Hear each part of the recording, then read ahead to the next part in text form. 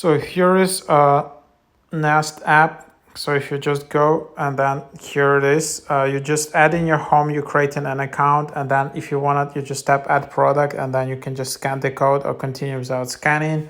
And then you can try to add all of these Google products in here. So yep, just Nest Cam, Chromecast, Nest Connect, Nest Protect, Nest Temperature Sensor, Nest Thermostat, Nest Yellow Log, Smart Display, Smart Speaker. So yeah, you can just add all of that there. And then yep, that's what it is here. And then you can just add it. So as you can see, that's the idea here. And then you also have your settings. You can have multiple homes, multiple spaces. It's a room by room view of your Nest products.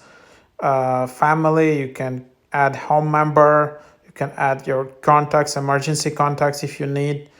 Then you have your account. You can, add additional pass code. I guess you can. Everything is just connected to Google accounts.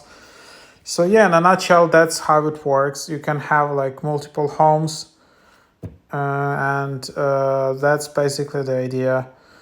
And here you just have it, and yep, that's the app. It can be quite glitchy and buggy, to be honest, but in a nutshell, that's what it is.